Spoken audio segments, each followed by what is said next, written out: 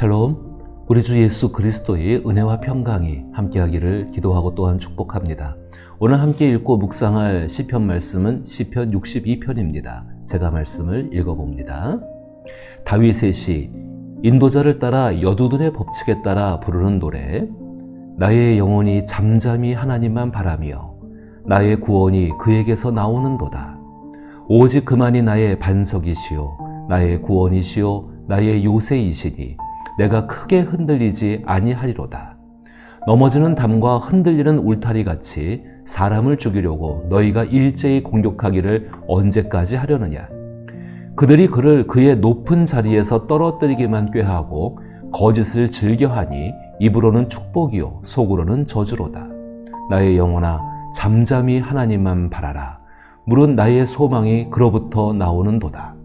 오직 그만이 나의 반석이시요 나의 구원이시요 나의 요새이시니 내가 흔들리지 아니하리로다. 나의 구원과 영광이 하나님께 있으며 내 힘의 반석과 피난처도 하나님께 있도다. 백성들아 시시로 그를 의지하고 그의 앞에 마음을 토하라. 하나님은 우리의 피난처시로다. 아 슬프도다. 사람은 입김이며 인생도 속임수이니 저울에 달면 그들은 입김보다 가벼우리로다. 포악을 의지하지 말며 탈취한 것으로 허망하여지지 말며 재물이 늘어도 거기에 마음을 두지 말지어다. 하나님이 한두 번 하신 말씀을 내가 들었나니 권능은 하나님께 속하였다 하셨도다. 주여 인자하심은 주께 속하였사오니 주께서 각 사람이 행한 대로 갚으심이니이다. 아멘.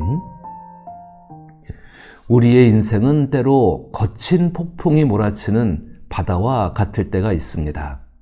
그러나 하나님의 인격은 완전하고 영광스러운 성품의 전체로서 우리 가운데 나타납니다. 성경을 통해 말씀이 이루어짐을 믿는 것은 나의 영혼이 하나님만 바라보는 것입니다. 시편 62편은 참 아름다운 시입니다. 시를 읽기만 해도 우리 마음속에 평안을 줍니다. 특별히 시편 62편 속에서 나의 영혼이 잠잠히 하나님만 바라며 이 구절은 너무나 유명하여서 우리 가운데도 많이 알려져 있습니다. 이 시는 다윗이 적들에게 쫓기는 위기 속에서도 하나님만을 의지하고 기다리는 마음을 표현하고 있습니다. 그래서 이 시는 하나님을 찬양하며 악기를 연주하는 고라 사람 여두둔이 만든 악장을 따라 부른 노래이자 기도이기도 합니다. 개인적으로나 예배 때나 공식 행사에서 이스라엘 백성들이 지금 우리들처럼 부르는 찬양이기도 합니다. 왜 시편은 고난 속에 있는 사람의 신앙을 반복적으로 말할까요? 고난의 모습은 다를 수 있습니다. 그러나 고난 받는 사람의 심정은 같을 것입니다. 시편을 처음부터 읽고 묵상하면서 깨닫는 것은 고난 받는 사람의 심정에 하나님의 것이 커지고 있다는 것입니다. 마치 고난이라는 안개가 걷히며 고난 속에 함께 계시는 하나님의 모습이 더 선명하게 드러나고 하나님을 더욱 바라보고 확신하게 됩니다. 그러면서 자신에게 있는 고난이 얼마나 깊은지와 그것을 헤아리시는 분은 하나님 한 분뿐임을 경험하게 합니다. 시편 62편의 시인은 고난을 당하고 있습니다. 그때 시인의 심정이 어땠을까요? 저는 시편 62편에서 시인의 심정을 고립된 먹잇감이 느끼는 것 같다고 생각합니다. 시편 62편의 시인에게 있어서 사람들에게 버려져서 혼자가 된 처량한 신세란 말은 사실 사치입니다. 처량한 신세 타령이라고 말할 수 없는 처지가 될 때가 있습니다. 이런 경우겠죠. 나는 어두운 병실에 홀로 남겨져서 깊은 병으로 고통받고 있는데 복도에서 들리는 소리는 그 사람 못 살아. 돈만 쓰고 가족들 고생시키고 빨리 죽는 게 복이야라는 그런 소리가 들려올 때 처량한 신세를 넘어서 있는 고통의 감정을 느끼게 됩니다.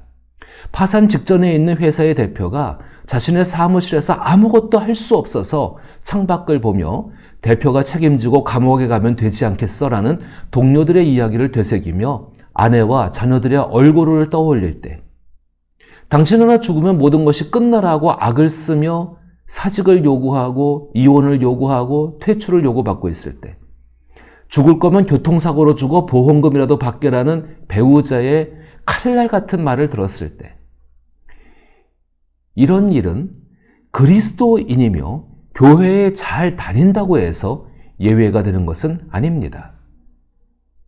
주 예수님이야 하나님의 아들로서 하실 일이 있어서 공회에 홀로 서시고 예수 하나 죽어서 민족이 살면 그게 최선이라는 말도 들으시고 아무도 변호해주지 않는 빌라도 법정에서 사형 선고를 받으시며 재미삼아 잡아먹는 악인들에게 잡혀먹는 신사가 되셨지만 나는 평범한 사람인데 처량한 것보다 더 비참한 신사가 될 때가 인생에는 너무나 많이 있다는 것입니다.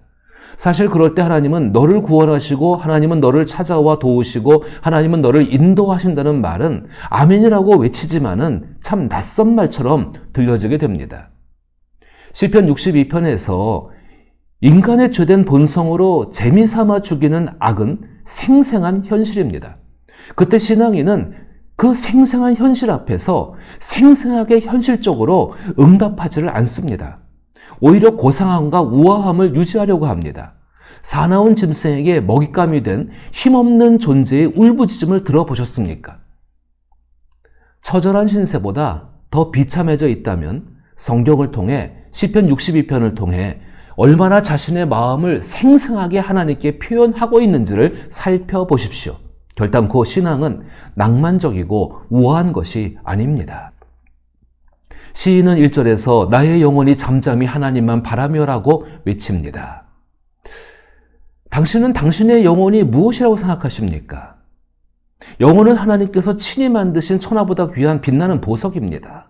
따라서 나의 영혼이 잠잠히 하나님만 바라며라는 표현을 하나님께서 친히 만드신 보석이 영롱하게 빛나지 않습니다라는 말로 그 의미로 생각해 볼 수가 있습니다. 보석과 나는 떨어지는 것이 아닙니다. 내 삶에 가장 중요한 것이 나의 영혼인데 나의 영혼이 빛을 잃어버린 것입니다. 자기 영혼의 빛을 잃은 것처럼 그 느끼고 있는 시인은 조용히 하나님만 기다리게 됩니다. 빛나지 않는 보석은 굴러다니다가 발에 채이는 돌멩이일 뿐입니다. 구원은 하나님의 빛이 비추어진 것입니다. 따라서 나의 구원이 그에게서 나오는다는 표현을 하나님만이 내게 주신 보석의 빛을 다시 영롱하게 하실 수 있습니다로 생각할 수 있습니다. 시인은 하나님께서 자신의 영혼의 빛을 비추어 주시기를 바라며 자신이 알고 믿고 있는 말씀을 의지해서 자신의 마음을 안정시킵니다. 그것이 하나님께서 주신 믿음을 사용해서 얻는 유익입니다. 2절에 오직 그만이 나의 반석이시오 나의 구원이시오 나의 요새이시니 내가 크게 흔들리지 아니하리로다. 시인은 처절할 정도로 믿음을 가지고서 반석과 요새처럼 안전한 하나님의 인격을 느끼고 하나님의 인격을 확신하게 합니다. 고립된 먹잇감이 된 시인의 연약한 믿음은 하나님께서 비추시는 빛으로 더욱 빛납니다. 그것은 자신의 의지에서 나온 믿음에서 믿음의 본체이신 하나님의 인격으로 하나님을 믿는 것입니다. 이것이 믿음에서 믿음에 이른 것입니다. 하나님께서 주신 믿음은 다른 사람에게도 자신의 믿음을 나누어 주고 싶어 합니다. 믿음에서 믿음으로 이르게 된 시인은 자신과 같은 처지에 있는 사람들에게 5절에서부터 8절에서 모든 것을 합력하여 선을 이루시는 하나님의 인격을 확신하고 하나님만을 의지하라고 간절하게 말합니다. 나의 영혼아 잠잠히 하나님만 바라라. 무릇 나의 소망이 그로부터 나오는도다. 오직 그만이 나의 반석이시오 나의 구원이시니 나의 요새이시니 내가 흔들리지 아니하리로다. 나의 구원과 영광이 하나님께 있으며 내 힘의 반석과 피난처도 하나님께 있도다. 백성들아 시시로 그를 의지하고 그의 앞에 마음을 토하라. 하나님은 우리의 피난처시로다. 하나님께서 주신 믿음은 고난에 가려져 볼 수 없던 것들을 보게 합니다. 시인이 믿음으로 바라본 세상은 본능에 충실한 짐승의 세계였습니다. 3절과 4절 그리고 9절과 10절을 짐승의 세계에서 일어나는 일로 생각하면서 읽어보십시오. 넘어지는 담과 흔들리는 울타리같이 사람을 죽이려고 너희가 일제히 공격하기를 언제까지 하려느냐. 그들이 그를 그의 높은 자리에서 떨어뜨리기만 꾀하고 거짓을 즐겨하니 입으로는 축복이요 속으로는 저주로다. 아 슬프도다. 사람은 입김이요 인생도 속임수이니 저울에 달면 그들은 입김보다 가벼우리로다. 포악을 의지하지 말며 탈취한 것으로 허망해지지 말며 재물이 늘어도 거기에 마음을 두지 말지어다. 저는 이렇게 비유해보고 싶습니다. 사자 새끼가 탐욕스러운 하이에나 몇 마리에게 쫓깁니다. 쫓기는 사자 새끼는 나무 위로 올라갑니다. 나무에 올라가지 못하는 하이에나는 사자 새끼가 있는 나무 주위를 서성입니다. 그러더니 몇 마리가 자기들끼리 신호를 보내고 나무에 자기 몸을 부딪힙니다. 꿈쩍도 하지 않던 나무가 흔들리기 시작했고 수많은 하이에나 떼가 몰려들어 부딪힙니다. 나무 꼭대기에 매달려 있는 어린 사자가 할 수 있는 것은 울부짖는 그것밖에는 없는 것 같습니다.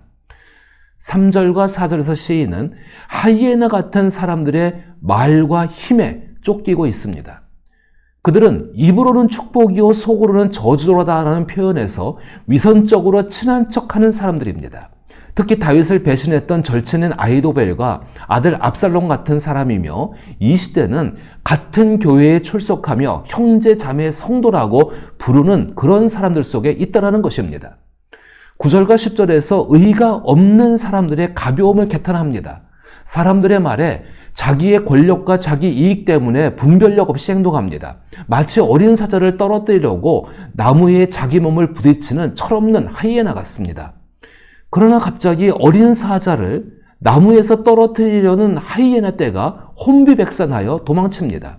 숫사자가 어린 사자의 울음소리를 듣고 사자 가족을 이끌고 등장했기 때문입니다. 그래도 어린 사자의 살점이 탐나서 여전히 서성거리는 하이에나는 숫사자의 이빨과 발톱에 갈기갈기 찢김을 당합니다.